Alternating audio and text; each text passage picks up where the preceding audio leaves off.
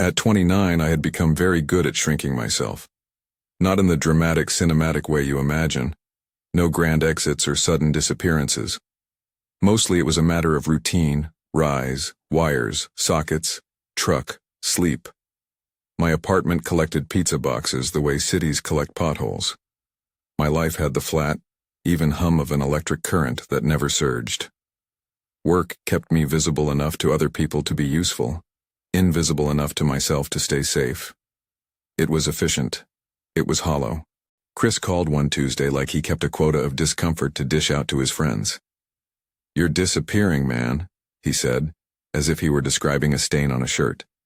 "You have to leave the house. I'm not asking. I'm issuing an order. There's this neighbor, Ava. She's on the block. Be brave." I told him I was busy rewiring an old cafe on Main.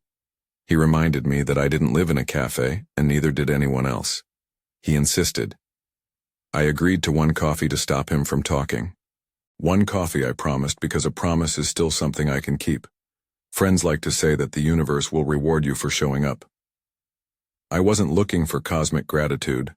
I was just done with my own soft erasure. So I went. The coffee shop was the kind of place that tried hard to look honest. Reclaimed wood tables, a barista with a tattoo I could only half make out when he leaned over the espresso machine. Rain had left the street glossed and reflective, and steam curled out of my cup like a small private chimney. I was early. I watched people come and go and pretended my life was a story still being written. She arrived like someone stepping into light. Not striking in the way a billboard is striking. There was no manufactured polish, just the certain quiet presence of someone who had learned how to carry herself in rooms that weren't designed for her.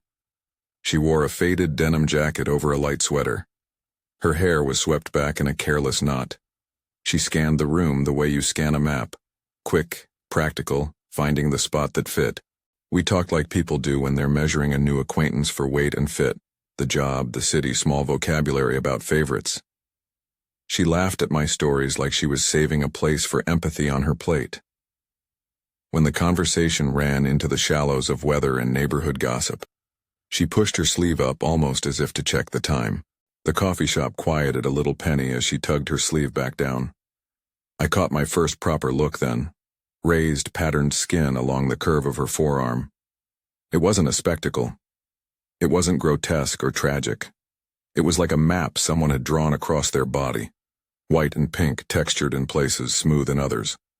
She didn't flinch at my glance. She met it. "No one will ever love me," she said, flat and matter-of-fact, as if she were ordering a pastry and not delivering a verdict about her own future. The sentence landed like an accidental punch. People around us didn't make a sound. The barista forgot the milk jug. A spoon froze mid-stir. It was a small theater of the real. Everyone waiting for the sign that would tell them how they were supposed to respond. I could have done the easy things. Murmured that she was wrong. Glanced away. Changed the subject to something less serious. I could have been polite and expedient. That's what most of us do when confronted with the fragile parts of other people. Instead, I reached across the table and pulled her sleeve farther up, not to hide anything, not to stare, but to yield space for the truth she had offered. My thumb and fingers brushed the skin the way a mechanic might test a patch on a worn tire. Practical, curious, unafraid. "You don't get to decide that for yourself," I said. That sounded cooler than it felt. Inside, I was a kid with a toolbox who'd just been handed a fragile thing he didn't know how to handle. My hands were the wrong kind to be poetry on a night like that. But I meant it. She blinked, and there was a quick, defensive laugh. Ava laughed like someone who had rehearsed small mercies to keep the rest of the world at a manageable distance. "If you're being polite, work harder at it," she said, half joking, half pledge. "If you're being honest, then you have to understand what you're volunteering for. People stare, they step back, they whisper like they're at a funeral. That's the package." I told her I had a truck with a dent in the fender and an old tape deck that still liked cassettes. It was a lie by omission. My truck had a mechanic's sticker and smelled faintly of coffee and old wiring. But it was honest in the way a small truth can be a ballast for a bigger, messier one. She asked about my mom. I asked about her work. She said she was a physical therapist, which hit me the way seeing a lighthouse might hit someone adrift at sea. A thing that takes damage as a part of its job and still tells ships where to go. The day didn't resolve anything. It didn't have to. It was a first connection. Those happen in the narrow space between bravado and fear. When we left, rain had stopped, and the city had the washed look of someone who'd been forgiven. Chris high-fived me in the alley like he'd just arranged a heist. I didn't feel like I'd won anything, and that was okay. If this little opening hits close, tap like or save to come back to it. After that first coffee, there were other small events like pebbles in a stream that eventually make a new channel. Texts arrived. Awkward, sincere, the kind people send when they risk being obvious. Sometimes she sent pictures of paint-splattered palms, of a makeshift clinic she'd helped set up, of children with glue in their hair. I learned to hold my phone and not overdo it. One line at a time, like a measured current. We began to schedule things with the kind of loose seriousness that feels like a vow when you don't want to say the word. We met at a park one Saturday, the kind with a public garden and a bench that sagged in the middle like someone had been there too long. Lunch was sandwiches and coffee from a thermos. She told me about her job in a way that made the work sound like geology. Patient, layered, slow, and enormous. You don't fix people, she said.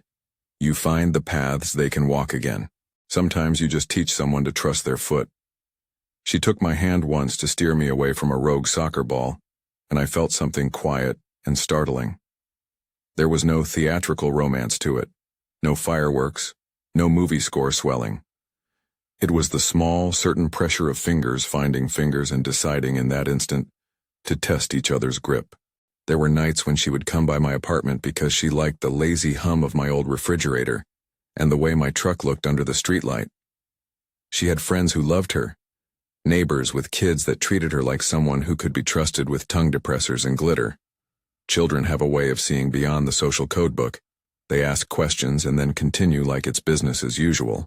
I watched them accept her with the kind of unconcern adults often forget how to practice. One afternoon, she invited me to volunteer at a community build, somewhere between a soup kitchen and a workshop where old furniture went to be taught new tricks. I learned to sand with my chest in the right place so the dust didn't get in my throat, and she laughed at the way I wore safety glasses like an accessory. We painted boards together, our elbows occasionally brushing, and in the pauses we talked about favorite songs, childhood mischief, the kinds of things adult conversations usually avoid. I began to notice the small rituals that marked her life. Before she left for work, she would make a list of 3 things she wanted to do that day. Practical, repair-minded goals. She had an old radio she kept tuned to a station that played late-night jazz. The static comforted her like a familiar sweater. When she was tired, she confessed, her voice falling to a place you can only hear if the rest of the world hushes. She'd sometimes dream of the night that had changed everything, not with images but with the smell of smoke that felt too real to be a dream. She said it like a fact she'd learned to live with, not the definition of who she was. And yet there were times when she would cling to edges, pull back mid-embrace, plan an exit from a night at the last minute, or make a joke sharp enough to deflect the well-meaning closeness of someone trying to be gentle. I began to learn the geometry of her boundaries, the necessary measurements that allowed me to be near her without pushing. It was like learning a new trade, how to touch without trespass, how to ask without demanding an answer. I am an electrician. Part of that job is the listening you do with your hands. You trace a bad wire, you follow the hum to the source, you repair what can be repaired, and respect what you can't. I translated that training into the world of a relationship. Steady, practical interventions, small repairs, coffee when she forgot to eat, a ride when the bus made her anxious, staying the night when a thunderstorm rattled the blinds and made the floor feel unsafe. There were complications.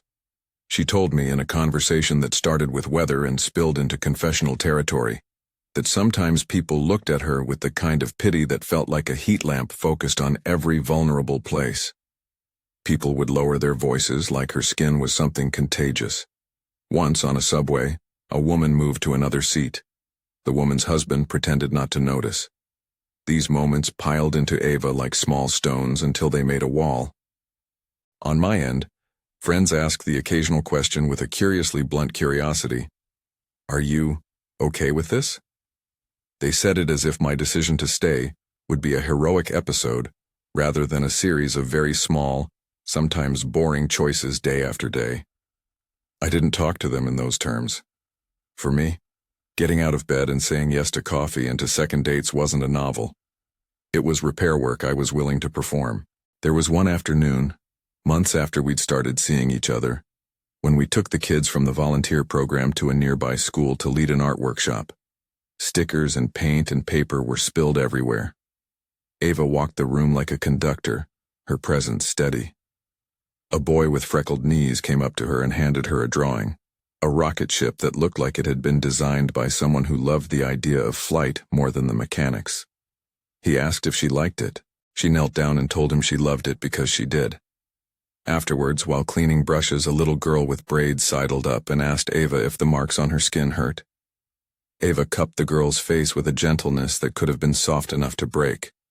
They left me with a few maps, Ava said. I keep them to remind me where I've been, not to dictate where I'll go. The child nodded, and then resumed painting without another question. It was a small scene, almost nothing, the kind of ordinary acceptance that meant more than sermons or declarations. Those moments changed me more than the big ones. I learned that healing, for Ava, and for whoever held her close, wasn't a tidy line on a calendar. It was the collection of tiny acceptances that made up a life. She did not want to be fixed. She wanted to be seen. One night, exhausted after a long week, she showed up on my doorstep with paint under her nails and a bag of cold pizza. Her laugh was an open window when she stepped inside. We ate like two people with no pretense left in them, messy and honest. I remember the way the light caught the texture on her forearm made it look like a relief map. For a moment I thought of bravery not as some loud, heroic act, but as a permission slip to stay. On a whim, inspired by the goofy pragmatism Chris loved to champion, I went to the store and bought a cheap spiral notebook and a purple pen. I'm not a romantic in the expensive gesture sense, but I am of the persuasion that words can be useful. I started the notebook with the heading Contract of Presence and then laughed at my own solemnity. It felt right to be a little ridiculous. That night, with pizza grease still on our fingers and an old soul record playing in the background, I presented it like a ridiculous relic. All right, I said, sliding the notebook across the coffee table. Here's the deal. You sign, and I promise to show up. Legally binding in the court of two idiots. She raised an eyebrow. Is this something people usually carry around? She asked. No, I said, but neither of us are legal scholars. This is more of a moral binding. A vow shaped like a joke. She read the first clause aloud. I will be present for appointments, hospital waiting rooms, and terrible jazz nights. She smirked at that. The second clause read, I will not flinch at your history. She paused at that one, then kept reading. The pen scratched as I added lines in a tone half mocking, half devout. I will bring coffee even when you forget, and I will fix the things that can be fixed. Marry me by contract, I said, before I could stop myself, letting the words fall with the sort of intent that felt both playful and profoundly sincere. The sentence caught in the air. It would have sounded like a joke at any other moment, but there was a gravity to it, the kind that happens when a phrase you've rehearsed in your head finally lands inside a real mouth. I watched her face as the ridiculous paper promise met a real emotional beat. She closed the notebook slowly, the hem of her sleeve catching on one of the pages. That is either the worst pickup line I've ever heard, or the most promising legal strategy, she said. We both laughed. And then the laughter stuttered and became something softer. She looked at me in a way that was less a question than an inventory. For a minute there was no cleverness, no deflection, just two people acknowledging the strange, tender possibility of staying. Do you mean it? She asked quietly. I mean, I'll try, I said. I don't know what the right level of commitment is supposed to be in books, but I know how to show up and how to listen and how to fix a loose outlet. That's my toolbox right now. Her fingers played with the spiral ring as she considered. You're not going to pretend this will fix anything, she said. No, I said. I won't say it's a cure. I won't pretend my presence will erase any of your memories or make the nights easier for you overnight. But I can promise I'll be there for the small things and the hard things, and I can promise to keep asking how to be better. If that's the contract, then sign it. She touched the page like she was checking the texture of paper to see if it would bleed into skin. The corner of her mouth told me she was tempted to sign. Maybe part of her wanted to. But people didn't change in a single signature. I did not expect her to. We didn't seal anything with flourishes. There was no dramatic flourish of kissing or a cinematic spinning of the city. The moment was quieter. 2 people, one ridiculous notebook that felt like a talisman, and the tacit decision that it was permissible to try. After that night, things didn't become simpler. They never do. What changed was the tenor of the small things. My truck was no longer the only place I kept my tools. My mother was no longer just someone I called on Sundays. She met Ava for the first time, and made coffee with the kind of warmth that wasted no breath on pity. Ava introduced me to a group of volunteers who built tiny homes. I learned how to hammer in a way that made my shoulders less tense. We cooked clumsy dinners, argued about the best route through the city, and sometimes fell asleep on the couch watching terrible late-night television. There was a kind of fidelity to the repetition that felt precious. Same coffee shop, same bench in the park, same Sunday sandwich place. Even so, there were days when I watched her move through the world and felt a tightening in my chest. Not from worry about the future of us, but from the knowledge that there were things I couldn't repair. There were flashes, people's looks, an offhand comment from a coworker, the way certain fluorescent lights made her skin look tired, that would leave her quieter than usual. On those days, she would say, "I'm all right," in the way people say it when they mean, "Please don't press." The notebook remained in the bottom drawer of my kitchen for months, dog-eared and stained by various coffees and the occasional paint droplet. Sometimes I opened it just to remind myself of the thing I'd promised in a half-joke. It wasn't a contract in the legal sense, it was a ledger of intention. It reminded me that being with someone like Ava required an accumulation of small things. Showing up at appointments, listening without trying to fix, letting her lead when she needed control, being the kind of person who could sit in a hospital waiting room and not dash away when fear arrived. There was a night in late autumn when we stood on the stoop of her building and watched the city lean into the rain. She reached for my hand like someone taking a measure. Her thumb moved along my knuckles as if reading Braille. "You could leave," she said suddenly, the words blunt like a tool. "I could," I said. "So why don't you?" I named what felt truest without any varnish. Because I'm tired of being the kind of person who leaves. Because it's easier to be brave in pieces than to be brave all the time. Because I like you. And because I don't want to be a man who swears he'll show up, and then decides convenience is more important. That night she took my hand and held it, and when she spoke there was a quality of surrender and testing. "I don't want your pity," she said. "And I don't want you to pretend this will be easy." "I don't plan on pretending," I said. "But I also don't plan on backing away."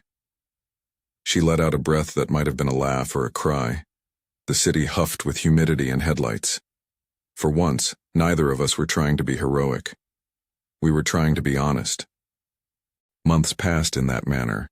Cautious growth, small intimacies, the sort of domestic scenes that would have been unremarkable if you were not paying attention. The way she left a mug in the sink as an invitation for me to clean it. The way I learned to pick the dents out of my truck to make it comfortable for her. We started to talk about the future in sentences that were neither grand nor irresponsible. What we might do if we both had more time, the neighborhood events we wanted to help with, the idea, still whispered in half-planned jokes, of a permanent place for her art and for the kids' crafts she wanted to teach. One evening, tucked among the mundane chords of dinner dishes and bills, she asked me if I believed people could choose to be kind in perpetuity. It was the kind of question that sounds like a philosophy test and ends up being about courage. I told her I thought you could choose it every day and that choosing it often looked like very small things repeated until they accumulated into a life.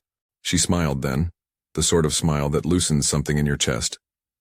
"Marry me by contract," she said, mimicking my earlier foolery, but with a seriousness that surprised us both. I laughed, because the line had become our private weather vane, Offer officially withdrawn, I said. I don't have a lawyer. She nudged me with an elbow. You made me promise I wouldn't be dramatic, she said. You didn't specify dramatic about the contract, I answered. We were learning how to speak each other. There were fewer explosions and more calibrations, apologies given for flinches, patience practiced like an instrument, and a steady thread of ordinary tenderness that slowly braided into something neither of us could name without sounding afraid. And yet, despite the steady accumulation of small choices, there lingered an unspoken question like a chord that hadn't resolved. Could someone who had been taught by the world to believe they were unlovable accept a promise that was made not to fix, but to hold? An answer would arrive, as all answers do, not in a single speech but in a tidal series of tests. At the edge of winter, when the nights were long and the heating bills arrived like an inevitable truth, I found myself drafting in the notebook again. This time I wrote lines that were less joke and more map. I will be here for the boring parts. I will come to the things that scare you. I will not leave when things are small enough to walk away from. The pen felt heavier in my hand. There were moments of beauty that felt like punctuation. Once, at a volunteer event where we painted a mural in a schoolyard, a child painted a handprint over the scar on Ava's arm without hesitation. The handprint covered some of the lighter areas, and the paint dried like a bridge. People took pictures. Some people commented kindly online. For a day or two, that painted handprint became a small talisman in our lives. It reminded us that acceptance could be a public thing, and that sometimes strangers do the kindest, most radical act, notice and continue. But not every exchange was kind. There were times when we both felt the strain of being the ground in someone else's storm. Arguments happened that had nothing to do with scars and everything to do with fear of loss. Money spent on art supplies, nights missed due to on-call obligations, and the raw edges of old defenses. Those fights were the testing ground for the contract I'd offered in jest. One evening, after a spat about schedules and unspoken expectations, she sat on my couch and watched the radiator hiss. I worry you'll run, she said, not as accusation but as inventory. People who don't want to be burdened don't always say they're leaving, they find excuses. I didn't have a speech that could convince a lifetime of habit. All I could do was point to the ledger of small things, parking the truck at her place when the weather was bad, learning the names of the children she loved to help, calling my mom to tell her I had something in my life that mattered. Running requires momentum, I told her. You'd have to push me pretty hard. She looked at me then in that way that measured sincerity, like one might test the water by dipping a toe. Promise, she said. I promise to try, I said. And when I'm not sure, I'll ask you how to be better. She nodded, and we sat with the promise like something fragile we had to keep hold of. The city outside was a pattern of lights and rain, ordinary and relentless. That is where things stood the night I nearly handed her the notebook and signed my name with a shaky, decisive stroke. I had rehearsed the line in my head. Marry me by contract. It sounded ridiculous and perfect and terrifying. The word sat on my tongue, heavy with the weight of intention. She smiled, a small private smile, then reached across the coffee table and squeezed my hand. Let's not make vows we can't keep, she said, carefully ironic. Then start with the next good thing, I replied. We did not make a public spectacle of it. There was no bow, no trumpet. We had instead the peculiar, stubborn pleasure of deciding, again and again, to stay. I must have been a picture of ordinary fidelity, an electrician with a dented truck and a ridiculous purple ink notebook, offering up a lifetime in increments. She must have looked brave or desperate or both, anyone's guess. She took the notebook, thumbed through the pages until she found a blank line, and then, vaguely smiling like she was signing a petition, she wrote her name. She didn't sign any legal line. She wrote it as if she were naming a plant, giving it a place in the garden. I wrote mine below hers, and for a second neither of us laughed nor cried. We just sat there with the weight of an imitation promise that felt like a real one. When she left that night, she stood on the stoop and looked back at me. This isn't a cure, she said. You're not my savior. I never wanted to be, I told her. Just a person in the audience. She walked away then, disappearing into the dark like someone who had learned how to step around the things that once trapped her. I stood there for a long time holding the notebook, feeling both lighter and more afraid than I had in years. The page didn't mend anything, it didn't need to, it was a marker, a yes in ink. The notebook stayed in the top compartment of my toolbox where I could reach it between jobs. I would pull it out when the city felt gray and read the words we'd written in a fit of half-seriousness. Contract of presence. The phrase had become our private weather, sometimes cheery, sometimes ominous. There's a kind of bravery in ordinary things, the patience of showing up at a sterile meeting room, the endurance necessary to stand by someone whose past makes them flinch.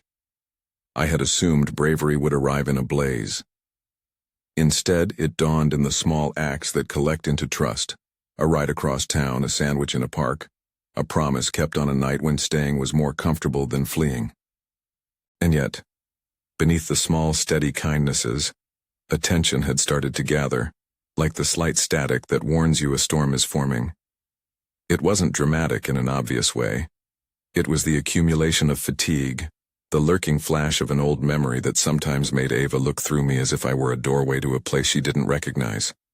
I could feel its pull, the knowledge that love, as practical and real as ours had begun to be, still had tests that could strain it in ways neither of us had planned for. I would learn soon enough what those tests look like, how they arrive not as a thunderclap, but as a prolonged power outage that reveals what the wiring has always been doing beneath the surface. For now, though, the night hummed, a dim promise. I closed the toolbox and the notebook inside, thinking, not yet ready to face the harder questions, but willing to have the conversation when it was time. The apartment grew quiet as the city slept. Rain kept a steady beat on the window. I sat on the couch, the spiral-bound paper warm against my palm, and tried to imagine what it meant to love someone who had been taught to expect rejection. It felt like learning to handle a delicate instrument you were not sure you could afford to break. I wanted to be careful and bold at once. Beyond the window, the streetlights pooled in the wet, making small honest circles of gold. Inside, the little contract of presence lay between us like a map. I didn't know yet whether we would cross every road marked on it. I only knew I wasn't ready to fold it away. The morning after I tucked the notebook back into my toolbox felt ordinary in the way that important days often do. Coffee, the metallic taste of the truck, a checklist of jobs. I told myself that the notebook was a talisman, not a prophecy, an artifact in purple ink that reminded me to be reliable. That day we had a community clinic to staff in the old church basement. Ava had agreed to lead the mobility corner, showing people simple exercises to reclaim movement. It was one of those volunteer days where the work smelled of bleach and kindness, where toddlers ran around with paper crowns and the fluorescent lights made everything look slightly too honest. She arrived 2 hours later than planned, apologetic and breathless, paint smudged under her nails. She set up folding mats and printed exercises on cheap cardstock. People filtered in, older neighbors with slow knees, exhausted parents who couldn't afford private therapy, a handful of teenagers who watched the adults like they were attending a play. Ava moved through the room with a kind of practical grace. She had a way of explaining things that made small progress feel like a real accomplishment. A woman in a red coat brought a thermos and a second-hand air of gratitude that seemed to take up space in the room. Midway through the session, I was outside fixing a loose light on the church porch. The wind that day had the brittle quality of late fall, enough to make the heat in your lungs feel precious. The session went on without fanfare, the kind of low-key success that doesn't make it into headlines but changes somebody's week. Then I heard a small sound, like a chair being dragged. I walked in to find a child kneeling beside Ava, who was slumped against the gym mat, her breath shallow and rapid. Her hand was gripping at the fabric of her sleeve like she was trying to anchor herself to something solid. I remember the way the room narrowed down to the immediate, the rubber smell of the mat, the child's freckled hand, the tinny hum of the heater. Someone called for water. A volunteer who knew a little first aid suggested we sit her up slowly. I dropped the wrench I'd been holding. The sound was sharp and absurd. Ava looked up at me with a face that had the terrible clarity of someone who was suddenly very small. "Jake," she said. And the name was the first sound she'd made that wasn't effort. Her voice had gone thin with fatigue. "You okay?" I asked, which was less a question than a litany of the things I wanted to provide. Time, presence, a route home. She shook her head. "Just dizzy, Her sentence dissolved into breath. She tried to smile, and it looked like an effort to arrange furniture in a house falling apart. A volunteer knelt and asked a few practical things. Had she eaten? Did she take her medication? Had she been sleeping? The answers came in shards. She'd been running on coffee and adrenaline for weeks, picking up extra shifts to keep the clinic's schedule, canceling rest to make sure someone else got a slot. "Call an ambulance," someone said, as if the thing to do now was obvious. I did. My hands were useless for a second. Calling felt like giving the situation the structure it needed. When the EMTs arrived, they moved with a kindness honed into efficiency, gentle voices and even gestures. They helped her onto a stretcher. I read their faces the way you read old wiring, practical assessments done so quickly they look like instinct. A nurse gave me a look that asked me if I could go with her. I could. I climbed in the ambulance and sat beside her. The siren muted as we moved through the city. The hospital was its usual late-night version of itself. Fluorescent, efficient, populated by people who'd learned to treat anxiety like one more symptom to manage. Nurses with calm voices checked vitals and asked routine questions. The doctors moved in and out with an economy of words that implied competence more than comfort. We weren't in a dramatic film moment. We were in a hospital shift, someone's careful work at the seams. They ran the tests that hospitals run. Nothing explosive, nothing cinematic. They used terms that sounded professional and not sinister. They told us she had fainted from severe exhaustion and dehydration, compounded by panic symptoms. It was a cluster that made sense if you imagined stress as a slow, accumulating weight. There were no miraculous codes or miraculous healings, only the slow, steady unspooling of what needed to be done. Fluids, rest, monitoring. The doctor recommended observation overnight to monitor her heart and ensure she didn't need further intervention. I made the logistical choices people make in that half-yelled, urgent way hospitals extract. I signed forms I didn't read with the distracted focus of someone who wanted to be useful. I called my mom and left her a short message. "She fainted. She's okay, probably, but I'm staying."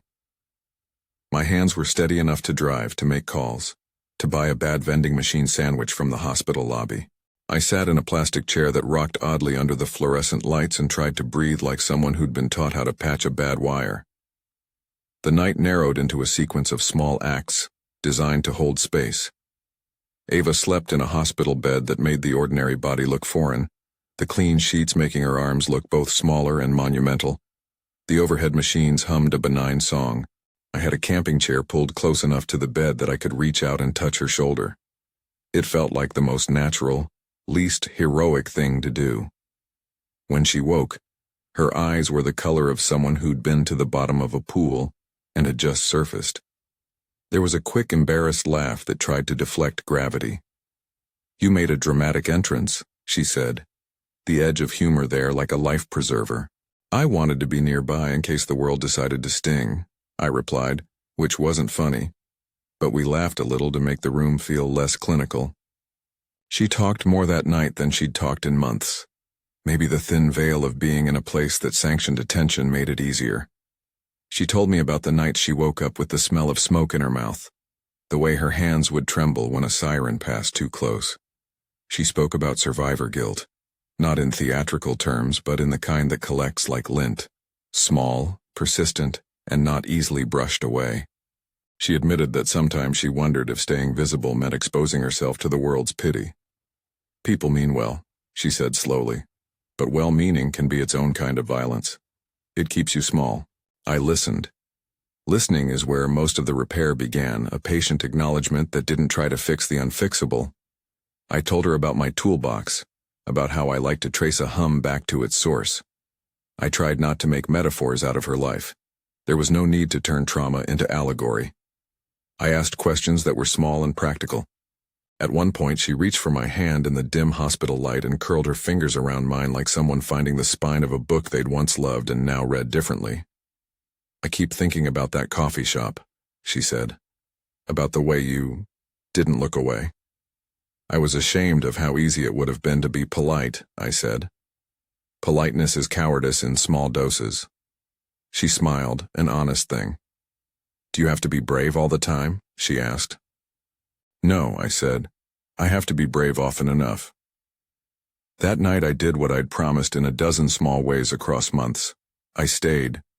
I slept in a plastic chair with my jacket under my head. I kept a little procession of mundane comforts on the bedside table, an old paperback from the truck, a bag of chips, a thermos of coffee that mostly stayed warm. I learned the rhythm of hospital nights, the way the light changes, how the vending machine groans at 3 in the morning, how the security guard's footsteps make a predictable pattern down the corridor. At some point in that thin morning light, Ava woke and her expression changed. She was raw in a way that wasn't theatrical. Small things that had been manageable in daylight multiplied under the hospital lights. She clutched my hand and said the thing she'd said months before in the coffee shop, the phrase that had landed like a stone into our lives.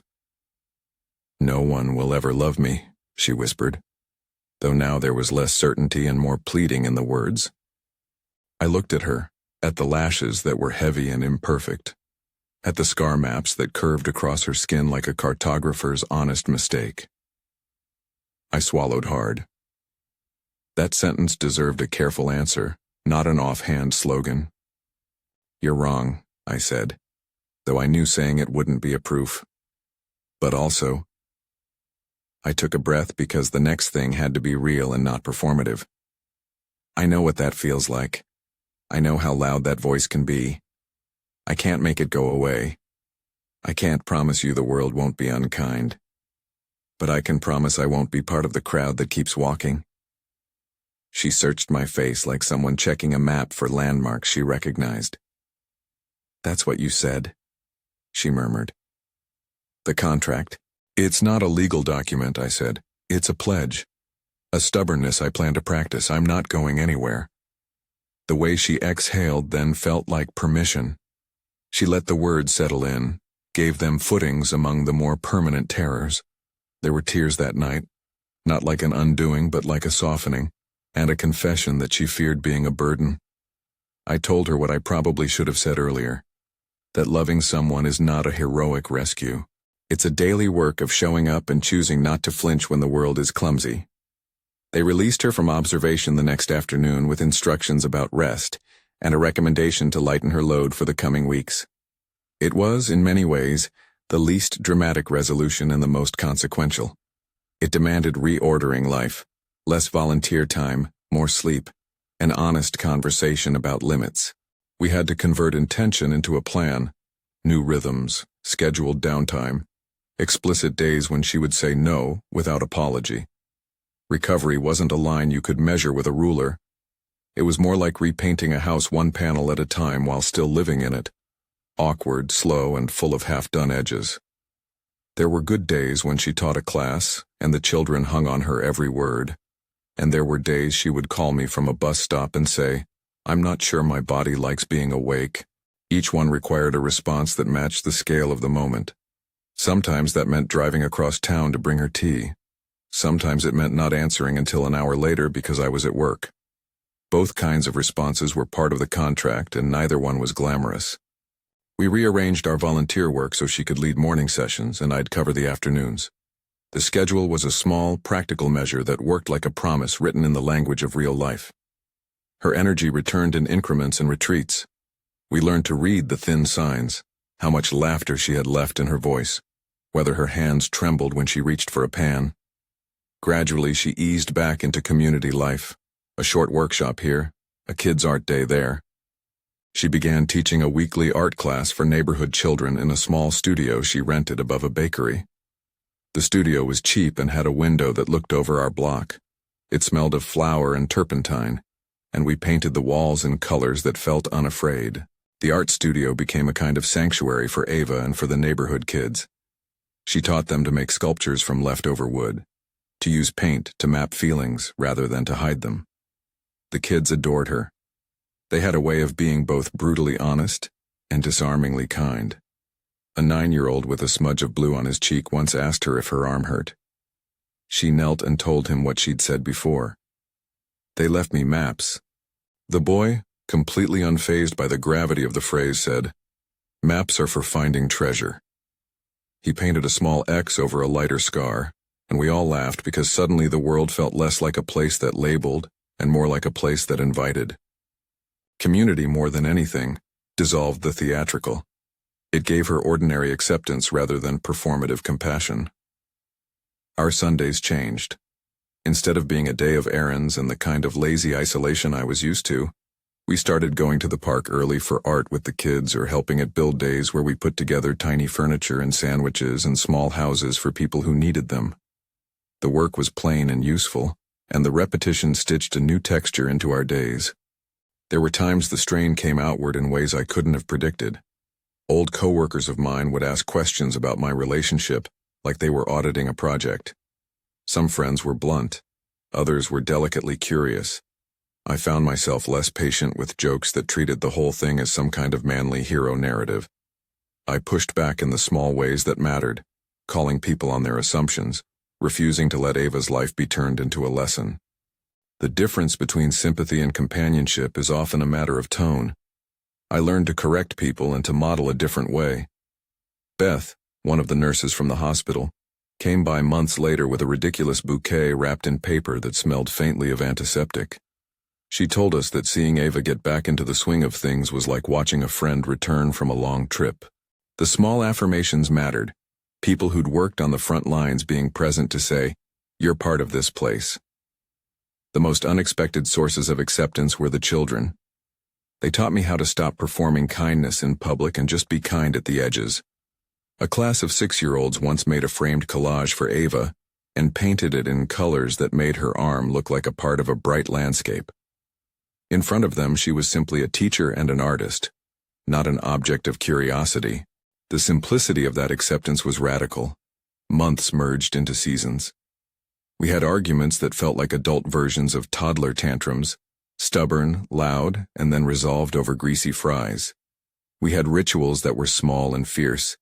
Sunday thrift store runs, the way we always stopped at the deli for 2 coffees after the kids' class, the habit of folding laundry together while naming the day's small victories. There were nights when Ava's nightmares returned and she'd wake sweating, the memory of smoke locked to her senses. On those nights, I sat beside her, an anchor without a plan. I'd whisper about nothing, and sometimes those whispered musings were enough to quiet her. Love, I learned, was less about the dramatic professions and more about these small, repeated acts. The notebook, which had once felt like a joke, sat now in a different place, hollowed by use, ink rubbed into the margins, full of practical commitments. It was not proof of anything grand. It was a ledger of choices we kept making.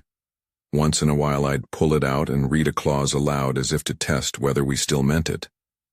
We always did. There was a public moment that crystallized something for me. A mural unveiling at the elementary school where we'd volunteered.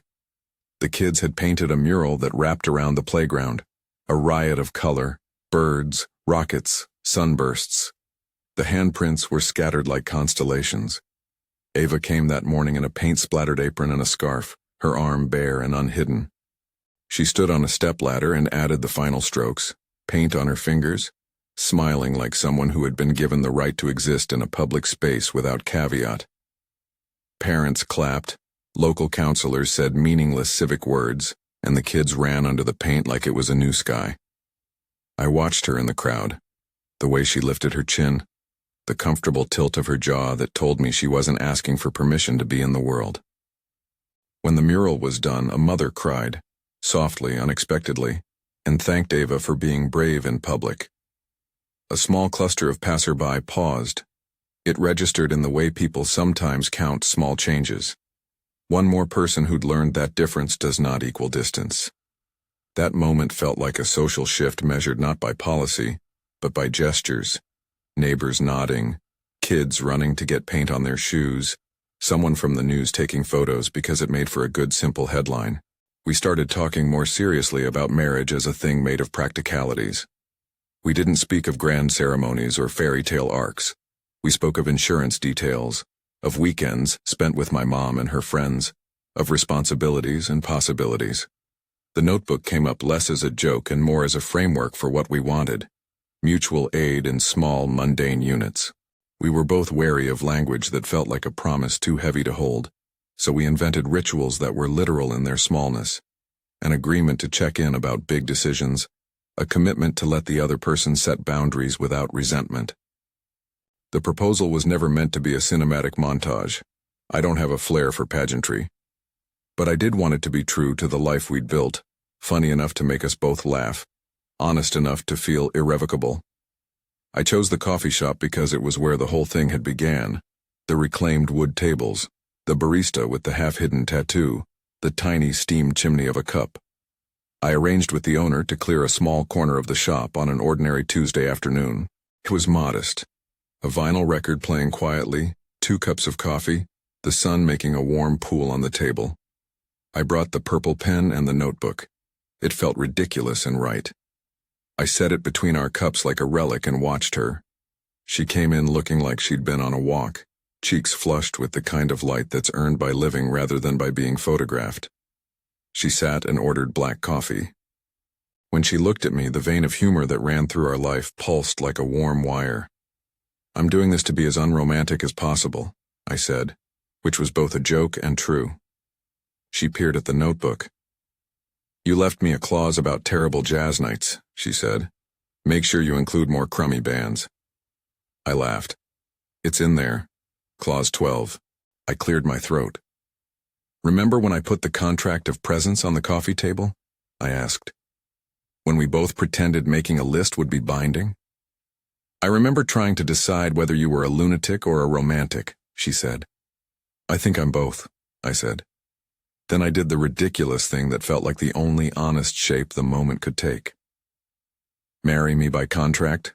I asked, the phrase that had begun as a joke now a kind of private weather vane. There was a beat where neither of us did anything but breathe. She laughed, a short sound that moved into something soft. Her hands, the hands that taught kids to make rockets and patched strangers with kindness, reached and took the notebook. She flipped to a blank page and then to a page that had our doodled clauses. We both signed the page like that made anything more official than our everyday choices. I slid a small ring across the table. Nothing ornate, just a simple band with a tiny ding in it that matched the dent in my truck. She didn't gasp. She didn't kneel. She looked at me like she was reading a paragraph that had been missing from her life and had somehow made sense. "Is this legally binding?" she asked, with a smile that broke like dawn.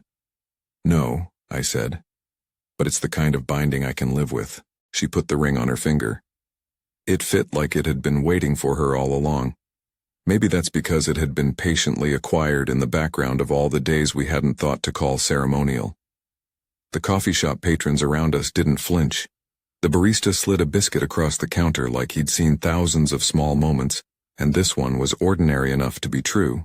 We kept the ceremony small, a promise to our friends and parents in my mother's backyard, a potluck of recipes that tasted like family.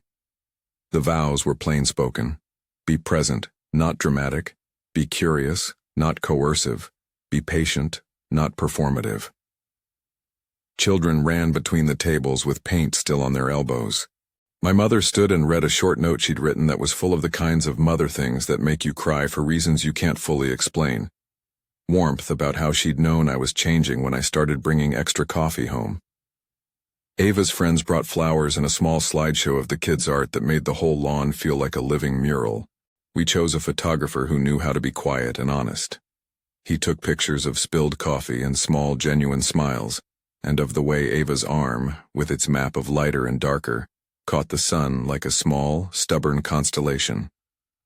There was no dramatic music. There was only the ordinary sound of people eating and a kid dropping his sandwich and then running off to be consoled by someone with better hands. The ring gleamed in the sun like something humble and true. At one point, a neighbor I'd seen nodding from his stoop asked the obvious halting question, "How did you both keep at it?" He was younger than me, with the sort of raw curiosity that doesn't yet know how to frame the world in neat answers. I told him the truth. We decided to do the boring work. I could see in his face that answer did not look cinematic, but it was the only answer I had. Ava squeezed my hand and looked at me with that odd mixture of amusement and gratitude that had become our secret handshake. We did choose, she said. And then we chose again. The wedding was not a fix. It didn't seal anything magically. If anything, it announced that we had accepted the real condition of what love felt like for us. Ongoing maintenance. We had a day where many of the people who'd helped stitch our lives, kids from the program, volunteers from build days, nurses from the hospital, were present and visible. They didn't look at her like a thing to pity. They saw a person who had chosen her life back and was now choosing it with someone else beside her. After the marriage, life didn't balloon into a romantic comedy. We had bills and a leaky faucet and arguments about when the trash was taken out. There were nights when the nightmares returned and she woke up with the smell of smoke holding fast in her throat. There were times when my own patience wore thin, and I learned to apologize for my own shortcomings without making them be the moral high ground. We both tripped, and we both learned to lift each other up again. We learned that what mattered was the pattern, not a single grand act, but the messy accumulation of small ones, sitting on the porch while the city inhaled and exhaled, teaching kids how to mix safe paints, fixing the receptionist's crooked shelf at the clinic. We also built things together, literal things, a community shed for the neighborhood garden with volunteers and kids giving it a coat of paint that looked exactly like a mural. Metaphorical things, agreements about how to handle stress, check-ins scheduled like appointments, nights reserved purely for silence so we could read or watch terrible television without the pressure to fill the gaps. We kept the notebook in the kitchen drawer for a while, but over time it became less of a program and more a memory. Our contract, if it needed one, had matured into a practice. Sometimes I catch myself looking at her and seeing the map of her skin as part of the whole person she is. Her quick laugh, the way she tilts her head when she's thinking, the tiny scar near her eyebrow from a childhood accident she tells as a joke. There's dignity to that view, it's not pity. It's the kind of seeing that demands no repayment. Once, while we were baking bread and the house smelled of yeast and the radio played a song neither of us knew, she reached for the spoon and smeared flour on my nose like a child. We laughed and she said, "You're very good at showing up in small ways." I told her the truth. You're very good at giving people reasons to stay. The people who once stared still exist in the world. Some comments remain thoughtless. Some eyes still wander. But there's also been a slow change. The kids that used to be curious now see her as a teacher. Parents who once lowered their voices now wave across the park without a second thought. Small acts of normalizing repeated themselves like a chorus, until acceptance became less the exception and more the habit. There are days I look back and remember the coffee shop and the sentence that landed like an accidental punch. No one will ever love me. I remember how the world held its breath, waiting to see whether I would be polite or brave. The phrase feels like a time marker now, a before that taught us what we would become. I don't pretend my presence has been a cure. I don't want to overclaim or to turn grief into a narrative of redemption. Ava continues to have hard days, and we both mourn what we cannot change. The point finally is that the ordinary acts of being there rewired our lives into something we could live in together. If someone asked me what the contract meant, I tell them. It was a form of stubbornness, an insistence that staying matters. It was a refusal to treat other people's pain as spectacle. It was a pragmatic love letter in purple ink that reminded us to be consistent.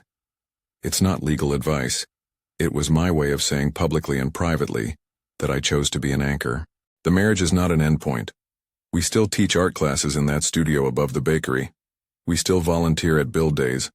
We still eat bad pizza on nights when the work is heavy and the bills are due. The children still run into our kitchen with hands painted bright and laundry that smells of markers. My mom still makes coffee for 3 on Sunday mornings and calls Ava by the nickname she invented. We go to the hospital sometimes as volunteers, sometimes just to sit in the waiting room because we know how easy it is to feel invisible there. We sit with people who are scared and we hold hands like people who have learned the craft of presence. Sometimes when the city is quiet and a late bus sighs past our street, we pull the notebook from the top drawer and thumb through the clauses we once wrote, half in jest and half in earnest. The ink has spattered in places, a little like the paint the kids use. We add notes. Small amendments that reflect the work we've done. Remember to rest. Ask before assuming. Celebrate small victories. We write those things not as commandments but as reminders. They aren't law. They're promises. Some nights we sit on the stoop and talk about the future in the sleepy, practical way people do when they're building a life. What repairs need to be made to the house, which volunteer projects to sign up for, whether to adopt a rescue dog that will bark at thunder. We say the things that love is made of. I'll pick up the kids on Tuesday. Call me if you feel dizzy. Don't forget your scarf. They sound small when you list them, but they accumulate into something. They become a language that says, in the plainest way possible, I am here. Once, months after we'd married, a man on the bus watched us with the kind of attention that might have been suspicion anywhere else. He leaned forward and asked, in a voice that was not unkind but blunt, "Do you two regret it? The hard parts?" Ava and I took a beat. The bus smelled of cold air and someone's coffee. It was one of those moments where the honest answer matters more than a pat reassurance. I looked at her and then at him. "No," I said. "Not regret exactly. It's work. It's the kind of work that's mundane and messy. It costs us nights and patience and sometimes arguments. But it gives us a life I want to keep building." Ava nodded. She added, "And the small people remind you why. They see what we refuse to see as a problem."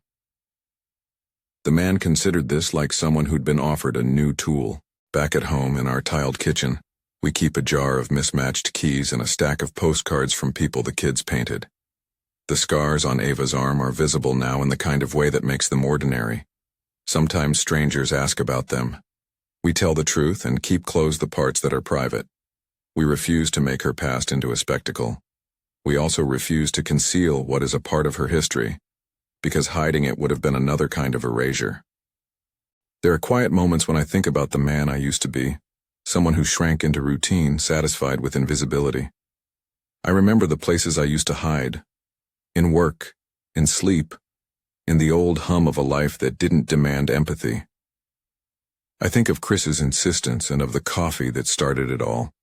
I think about how much courage it takes to stay in the small places where life happens. I used to define myself by the tools I kept in my truck. Now I define myself by a different set of practices. Listening, staying, fixing in ways that help people keep living. It's not heroic. It's just what we do. Sometimes I imagine telling a future version of myself what to remember. That love is not a rescue. That scars do not disqualify someone from joy. That children are often the truest editors of adult pretensions. I would tell myself to keep the notebook in the drawer. I would tell myself to be boring and brave at the same time. I'd tell myself to offer presence like a steady current, until the world seemed less inclined to snuff a life for being different. When people ask how it all started, I give them 2 lines. She said, "No one will ever love me." And I answered, "Marry me by contract." They laugh because it sounds like a punchline. Then I tell them what that meant. It meant a promise to be present, an agreement to choose the small things that keep a life together, and an insistence that dignity is not negotiable. There's no hero in this story. There's just a series of choices that added up until staying felt like the only sane thing to do. And so I keep choosing her, in the ordinary ways. Driving across town with coffee, signing up for a Saturday build, going to art shows that feature kids' sculptures, listening to the details of an ordinary day when all I want is a dramatic rescue. The choices are steady, sometimes tedious, often beautiful. We are not a cure story. We are a story of practice. The wounds remain partly as they were. The memory of the past is a shadow that we do not try to erase. And yet the life we have built around those edges is bright enough to make the shadow small in relation. That in the end is the closest thing to a miracle we ever asked for. Ordinary people choosing ordinary kindnesses until the world rearranged itself around them. If this story stayed with you, if it made you think differently about what love can look like, share it with someone who needs to hear that staying matters. And if you want more true-to-life stories about quiet courage, subscribe and we'll find another ordinary, brave thing to sit with next time.